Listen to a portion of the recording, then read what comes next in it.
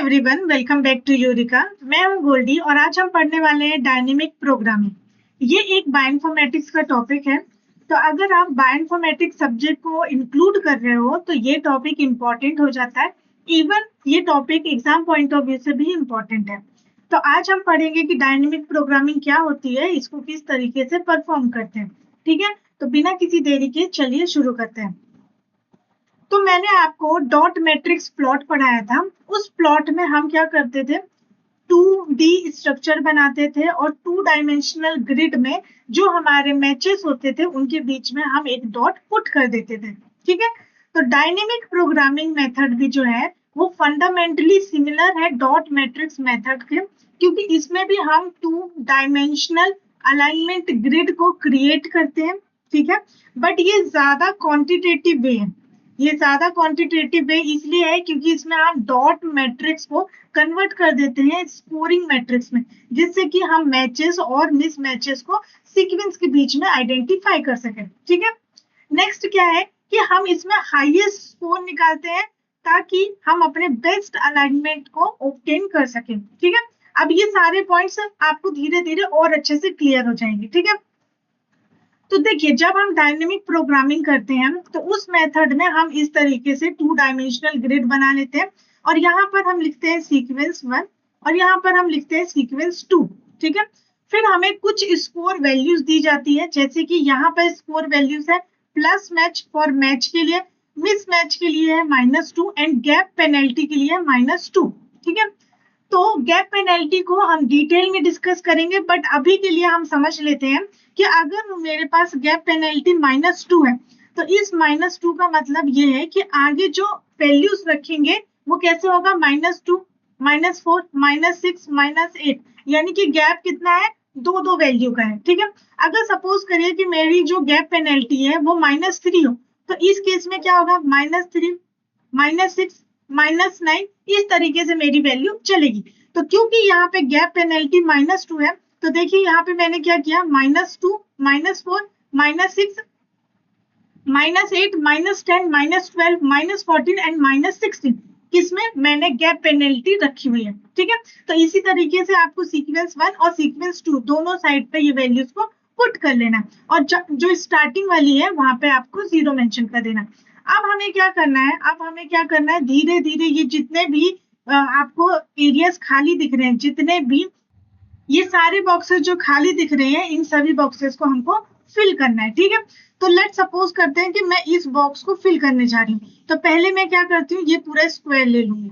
ठीक है, अब यहाँ पर मैं इसको स्क्वायर को इस तरीके से बना देती हूँ और इस स्क्वायर में ये वैल्यूज पुट कर देती हूँ। जैसे यहाँ पर ये 0 है तो मैंने यहाँ पे 0 लिख दिया, ये -2 है, यहाँ -2, दिस इज -2 और ये रहा आपका -2। ठीक है, अब देखिए क्या हो रहा है कि ये जो वैल्यू ऊपर से आ रही है इसको मैं बोलती हूँ टॉप वैल्यू। ठीक है, ये जो वैल्यू इधर से ये वाली जो वैल्यू है इसको मैं बोलती हूँ कि ये है लेफ्ट वैल्यू और ये कौन सी डायगोनल वाली वैल्यू है।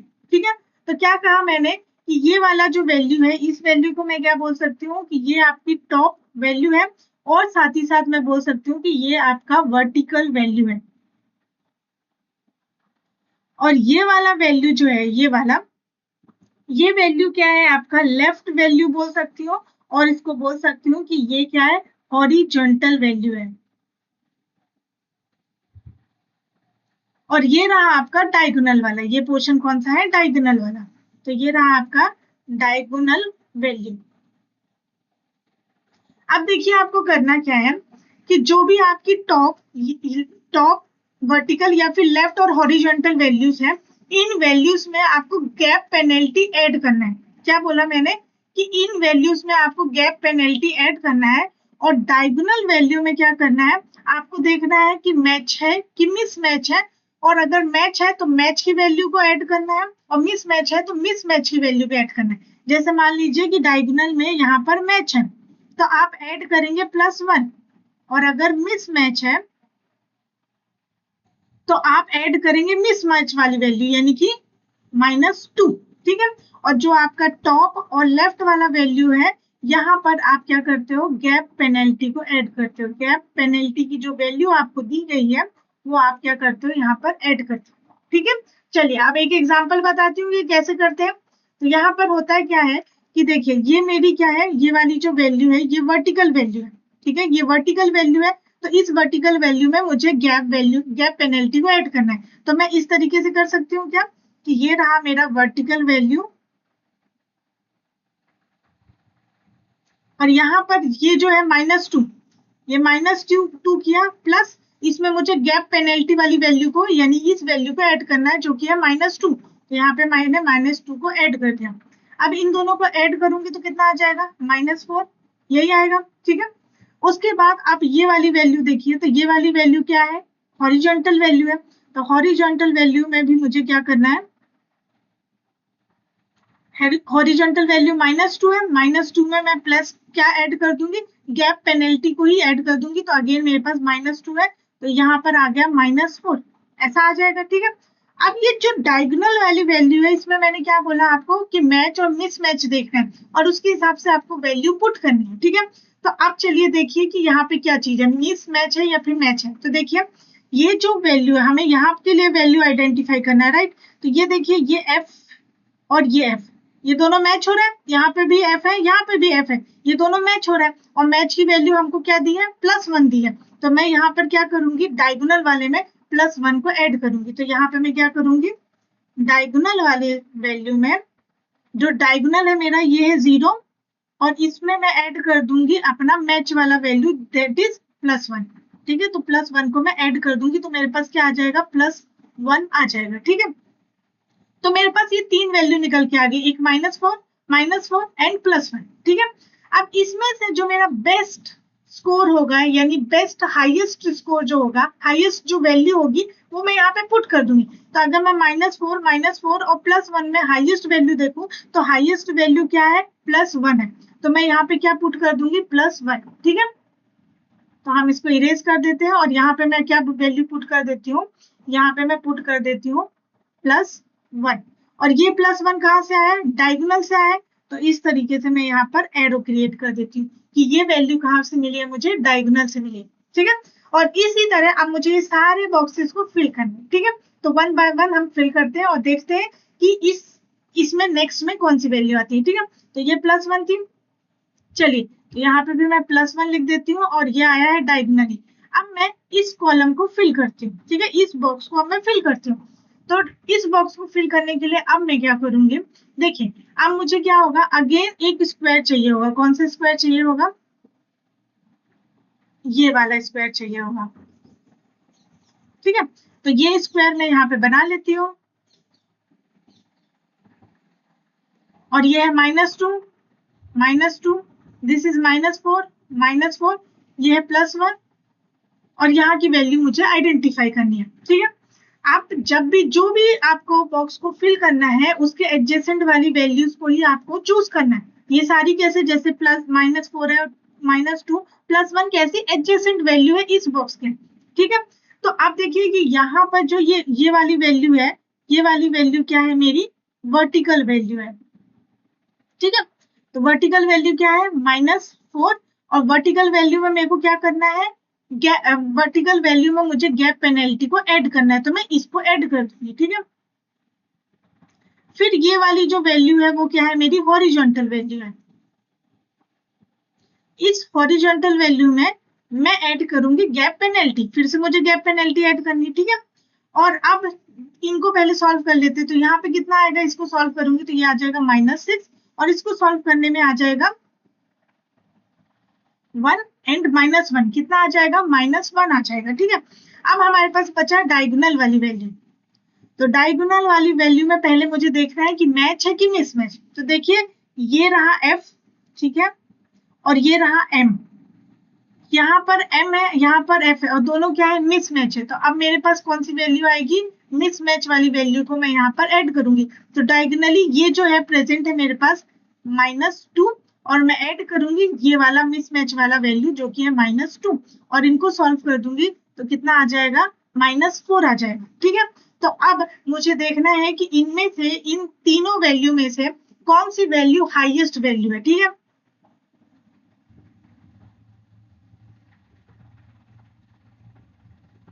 तो हाईएस्ट वैल्यू कौन सी है, ये वाली हाईएस्ट वैल्यू है, तो मैं यहाँ पे क्या लिख दूंगी, -1। तो मैंने यहाँ पे -1 लिख दिया, और ये -1 कहाँ से आया, हॉरिजॉन्टल से आया, तो इसलिए मैं यहाँ पर इस तरह का एरो बना दूंगी। ठीक है, ये बात क्लियर हुआ है। चलिए एक और एग्जांपल ले लेते हैं, और इस बॉक्स को हम फिल करते हैं। ठीक है, अब इस बॉक्स को कैसे फिल करेंगे, इस बॉक्स को फिल करने के लिए अब मुझे ये वाले बॉक्स की जरूरत पड़ेगी, ये वाले बॉक्स की जरूरत पड़ेगी, राइट। तो अब यहाँ पर मैं ये वाला बॉक्स बना लेती हूँ। तो ये बॉक्स मैंने यहाँ पे बनाया, और इसकी एडजेसेंट वैल्यूज को मैं पुट कर दूंगी। तो यहाँ है -4, -6, दिस इज -1, तो ये -1, और ये वाले बॉक्स को मुझे कैलकुलेट करना है। ठीक है, तो ये रही वर्टिकल वैल्यू जो कि है -6, और जो आपका वर्टिकल और हॉरिजॉन्टल है उसमें मैं क्या करती हूँ, गैप पेनल्टी को ऐड करती हूँ। तो मैंने ऐड किया, -2 को ऐड कर दिया, और हॉरिजॉन्टल वैल्यू है ये वाली -1, और इसमें मुझे गैप पेनल्टी वैल्यू को ऐड करना है, और इसको मैं सॉल्व करूंगी तो कितना आ जाएगा, -8 आ जाएगा, और ये कितना हो जाएगा, -3। ये रही हमारी डायगोनल वैल्यू, और डायगोनल वैल्यू में पहले आपको ये देखना है कि मैच है कि मिसमैच है। ठीक है, तो अब यहाँ पे देखिए कि ये रहा F और ये रहा D, इसका मतलब ये जो D है और ये F है, मिसमैच है। तो मिसमैच की वैल्यू क्या है, -2। तो मैं यहाँ पे क्या करूंगी, -4 प्लस -2 कर दूंगी, क्योंकि मिसमैच है। और इनको अगर मैं सॉल्व करूंगी तो यहाँ पे मेरा कितना आ जाएगा, -6 आ जाएगा। ठीक है, अब ये -6 आया, अब इसमें से आपको क्या देखना है, ये देखना है कि हाईएस्ट स्कोर कौन सा है। जो हाईएस्ट स्कोर होगा वो वैल्यूज आपको यहाँ पर पुट कर देनी है, सिंपल। तो यहाँ पर हाईएस्ट स्कोर आपका क्या निकला है, -3। तो यहाँ पर आप लिखोगे -3, और ये -3 कहाँ से आया, हॉरिजॉन्टल से आया, तो आप इस तरह का एरो यहाँ पर पुट कर दोगे। ठीक है, अब इसी तरीके से ये वाला कॉलम को ये वाला जो है बॉक्स, इसको फिल करते हैं। ठीक है, एक ये वाला बॉक्स को भी मैं फिल करके आपको दिखा देती हूँ। तो मैं यहाँ पर एक बॉक्स बना लूंगी और सारी एडजेसेंट वैल्यूज को पुट कर दूंगी। तो अब मुझे ये वाली वैल्यू निकालनी है, तो मैं ये वाला पूरे बॉक्स को कंसिडर करूंगी। तो यहाँ पे आ गया -2, दिस इज +1, ये -4 है, और ये वाली वैल्यू मुझे फाइंड आउट करनी है। ठीक है, तो ये रहा वर्टिकल, वर्टिकल क्या है, +1, और इसमें मैं गैप पेनल्टी को ऐड करूंगी, तो ऐड करने के बाद क्या आ जाएगा, -2। ठीक है, और ये रहा हॉरिजॉन्टल यानी कि -4, इसमें मैं गैप पेनल्टी को ऐड करूंगी, -2, और इसको जब हम सॉल्व करेंगे तो ये आ जाएगा मेरा कितना, -1 आ जाएगा। ठीक है, और इसको सॉल्व करने पर ये आ जाएगा -6। अब डायगोनल वाली वैल्यू के साथ मुझे तो पहले देखना है कि मैच है मिसमैच है। तो ये देखिए, ये रहा K, और यहाँ पर आया आपका F। तो ये F और K क्या है, मिसमैच है, और मिसमैच की वैल्यू क्या है, -2। तो अब मैं यहाँ पे क्या करूंगी, ये -2 के साथ मैं प्लस कर दूंगी मिसमैच का -2 वाला वैल्यू, और इसको हम सॉल्व करेंगे तो मेरा आ जाएगा -4। ठीक है, अब इसमें से मुझे चेक करना है कि मेरा हाईएस्ट स्कोर कौन सा है। तो आपको पता है हाईएस्ट स्कोर कहाँ पर है। तो अब जो भी मेरा हाईएस्ट स्कोर होगा, जैसे कि यहाँ पे हाईएस्ट स्कोर कौन सा है, हाईएस्ट वैल्यू कौन सी है, सॉरी स्कोर नहीं, यहाँ पर हम वैल्यू वर्ड यूज करेंगे। तो हाईएस्ट वैल्यू अमंग -1, -6 एंड -4 में -1 है, तो मैं यहाँ पे लिख दूंगी -1। ठीक है, तो इस तरीके से मुझे ये सारे बॉक्सेस को फिल करना है। अब ये जो -1 कहाँ से आया, वर्टिकल से आया, तो मैं एरो कैसे बनाऊंगी, इस तरीके से एरो बना दूंगी, और इस तरीके से ये सारे बॉक्सेस को मैं फिल कर लूंगी। तो जब ये सारे बॉक्सेस फिल हो जाएंगे तो 1 बाय 1 कैसे, देखिए यहाँ पर हमने ये बॉक्सेस को फिल करना शुरू किया और हमारी वैल्यूज भी ऐसी आई। ठीक है, फिर यहाँ पर नेक्स्ट इस तरीके से आपका सारा बॉक्सेस फिल हो जाएगा विथ एरो। ठीक है, ये एरो बहुत इंपॉर्टेंट है, इसका इंपॉर्टेंस अभी मैं आपको बाद में बताती हूँ।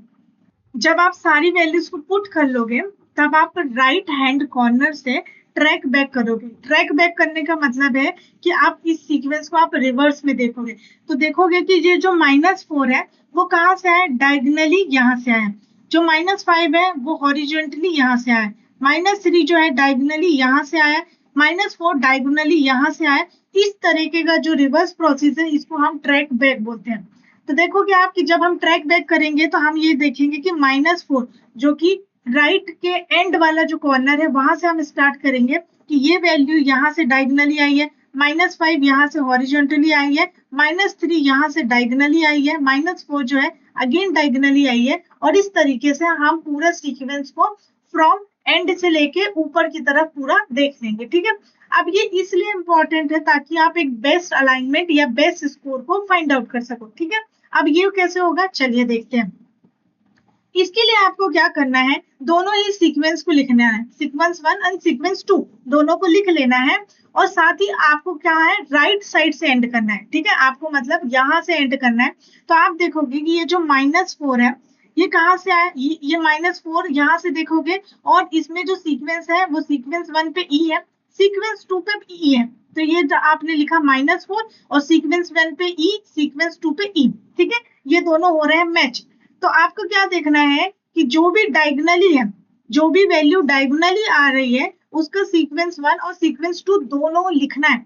लेकिन अगर कोई भी वैल्यू अगर हॉरिजॉन्टली आ रही है या वर्टिकली आ रही है, तो जहां से वो आ रही है वो वाला स्पेस जो होगा वो गैप होगा। ठीक है, चलिए मैं आपको समझाती हूँ कैसे। तो देखिए होता क्या है कि अब जैसे देखिए कि ये रहा आपका -5। ठीक है, -5 कहाँ से, हॉरिजॉन्टल से आ रहा है, तो क्योंकि एरो यहाँ की तरफ है, हॉरिजॉन्टल की तरफ है, तो ये वाला जो सीक्वेंस है वो आप नहीं लिखोगे, इसकी जगह आप क्या करोगे, गैप क्लिक कर दोगे। तो यहाँ पर हमने, और ये कहाँ पे, सीक्वेंस 1 में, सीक्वेंस 1 में ये जो एल है वो आप नहीं लिख के यहाँ पर एक गैप कर दोगे। ठीक है, और जबकि सीक्वेंस 2 में जो एन है वो आप प्रॉपरली यहाँ पे लिखोगे। ठीक है, अब नेक्स्ट हम देख लेते हैं -3। चलिए, अब जैसे अगर मैं नेक्स्ट देखूं, ये रहा -3, तो -3 आपका डायगोनली आ रहा है। ठीक है, डायगोनली आ रहा है, तो आप यहाँ पर एल लिखोगे सीक्वेंस 1 में, और सीक्वेंस 2 में भी एल लिखोगे।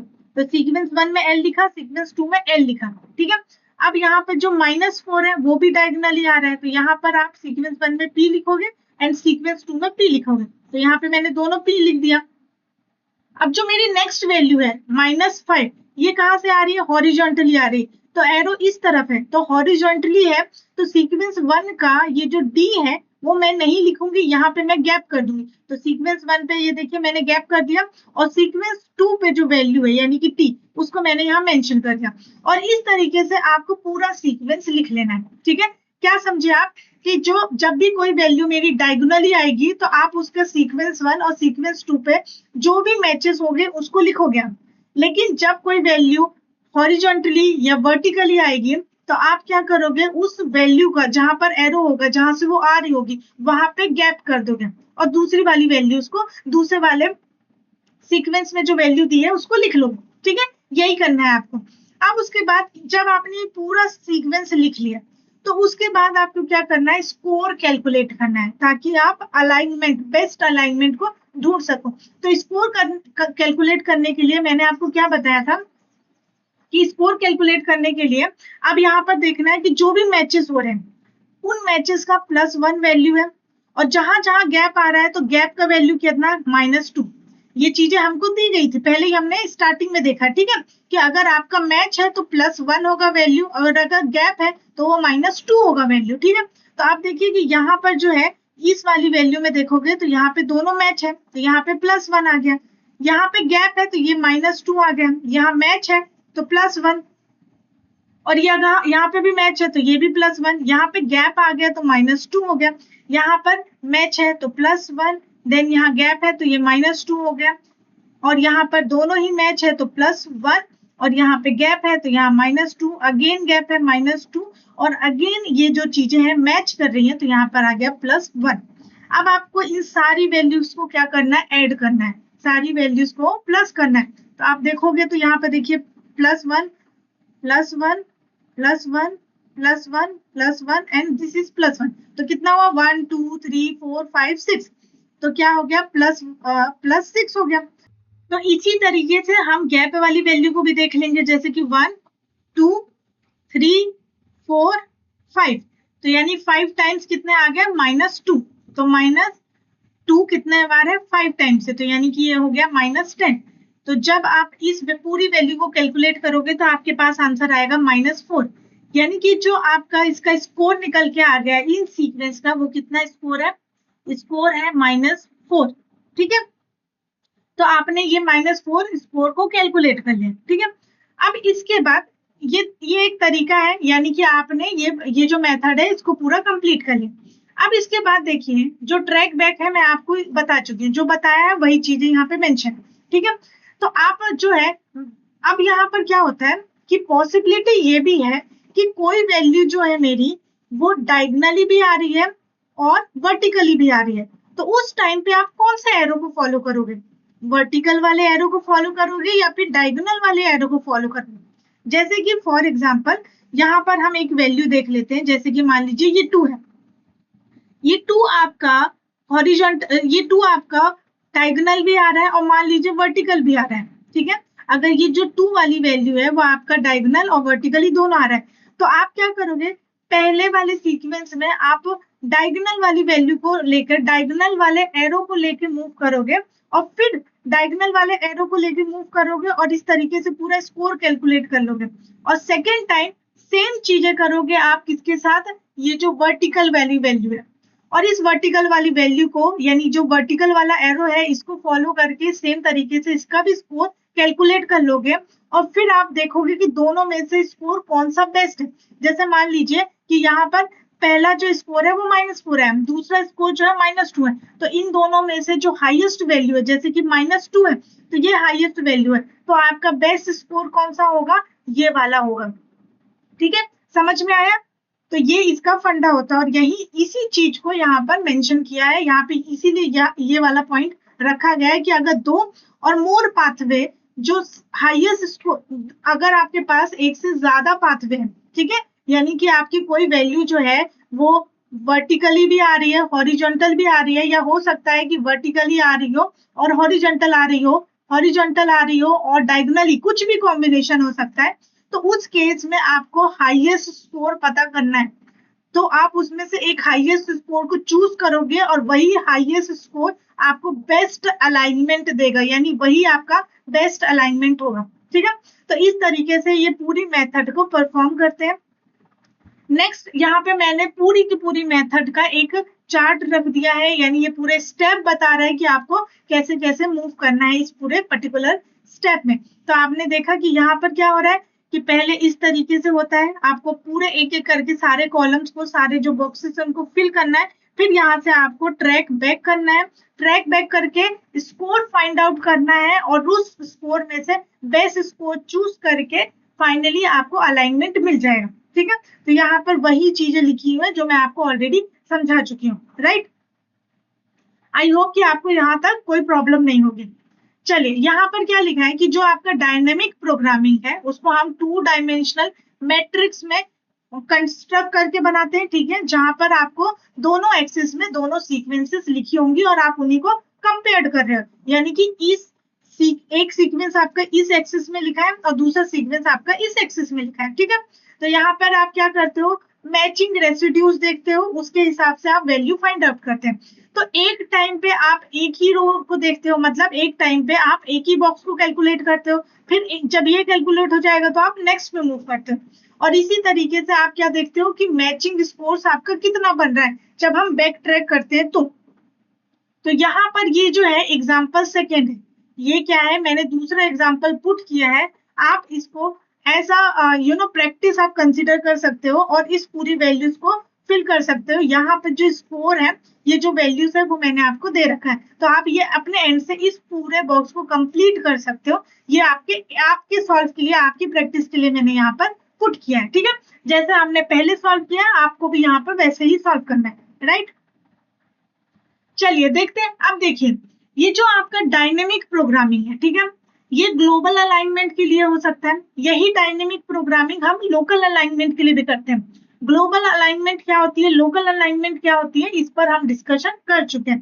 तो हम जब डायनेमिक प्रोग्रामिंग को ग्लोबल अलाइनमेंट के लिए करते हैं तो यहाँ पर जो हम अल्गोरिथम यूज करते हैं वो अल्गोरिथम होता है निडलमैन वुंश एल्गोरिथम, ठीक है। ये भी मैं आपको बता चुकी हूँ कि अगर आप डायनेमिक प्रोग्रामिंग कर रहे हैं ग्लोबल अलाइनमेंट के लिए तो आप निडल वुंश एल्गोरिथम को यूज करेंगे, ठीक है। तो एक्चुअली में जो अभी हमने जिस तरीके से सारे के सारे अलाइनमेंट को फाइंड आउट किया, यानी ये जो हमने किया ये क्या है, एक्चुअली में निडलमैन वुंश अलाइनमेंट ही है जो हमने ग्लोबल पेयर वाइज अलाइनमेंट के लिए किया, ठीक है। ये एल्गोरिथम जो अभी तक हम सॉल्व करते आ रहे हैं वो क्या है, निडल वुंश एल्गोरिथम ही है। फिर देख लेते हैं कि जब हमें डायनेमिक प्रोग्रामिंग लोकल अलाइनमेंट के लिए करनी है तो उस केस में जो हम एल्गोरिदम यूज करेंगे वो एल्गोरिदम होगा स्मिथ वाटरमैन एल्गोरिदम। और ये पॉइंट आपको नोट डाउन करना है क्योंकि 1 मार्क क्वेश्चन में सिंपली ये पूछ लेता है, ठीक है, कि अगर लोकल अलाइनमेंट है तो कौन सा एल्गोरिदम लगेगा, ग्लोबल है तो कौन सा एल्गोरिदम लगेगा, ठीक है। तो अगर आप डायनेमिक प्रोग्रामिंग लोकल अलाइनमेंट के लिए कर रहे हो तो आपको स्मिथ वाटरमैन एल्गोरिदम करना पड़ेगा। और ये जो एल्गोरिदम है वो मिडलमैन वुंच का ही मॉडिफाइड फॉर्म है। ये भी, इसमें भी हम सेम तरीके से सारी चीजें करते हैं, बट यहाँ पे डिफरेंस क्या होता है कि अभी तक जो हम ग्रिड बना रहे थे, जैसे अभी तक हमने यहाँ पर देखा, तो आप देखोगे कि आपको माइनस में भी वैल्यू मिल रही है, प्लस में भी वैल्यू मिल रही है और जीरो वैल्यू भी मिल रही है। बट जब हम लोकल अलाइनमेंट की बात करते हैं यानी स्मिथ वाटरमैन एल्गोरिदम की बात करते हैं तो इस एल्गोरिदम में सिर्फ पॉजिटिव स्कोर ही आते हैं, ठीक है। पॉजिटिव स्कोर आएंगे जब मैचिंग रेसिड्यूज होंगे और अगर मिसमैच रेसिड्यूज होंगे तो वहां पे वैल्यू जीरो आएगी। मतलब इस एल्गोरिदम में नेगेटिव स्कोर कभी भी यूज नहीं होता है, ठीक है। ये एक इंपॉर्टेंट पॉइंट है, आपको ध्यान रखना है, एग्जाम में पूछ सकता है। और बाकी जो मेथड है, जो ट्रैक बैकिंग का जो प्रोसीजर है, जो डायनेमिक प्रोग्रामिंग का जो मेथड जो हम अभी तक पढ़ते आए हैं वो एग्जैक्ट सेम है। सिर्फ आप यहाँ पे क्या है, वैल्यूज का डिफरेंस है, बाकी सारी चीजें लोकल अलाइनमेंट में भी वैसी होगी और ग्लोबल में भी वैसी होगी, ठीक है। बस यहाँ पर ये पॉइंट जो है वो इंपॉर्टेंट हो जाता है, ठीक है। अब इसके बाद और कुछ पॉइंट्स आते हैं, जैसे कि अगर आपको वेब सर्वर्स देखना हो ग्लोबल अलाइनमेंट के लिए तो यहाँ पर हम गैप देखते हैं, ठीक है।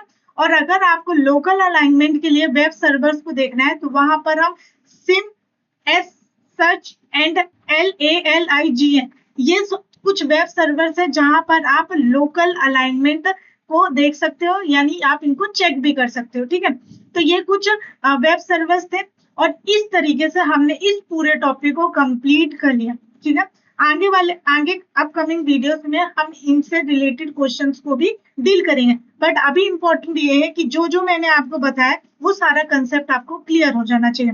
तो आई होप कि ये सारी चीजें आपको क्लियर हो गई होंगी, ये वीडियो आपको यूजफुल लगा हो। अगर कोई डाउट रहता है आपका तो आप कमेंट करके पूछ सकते हैं, ठीक है। So thank you so much for watching this video, bye bye.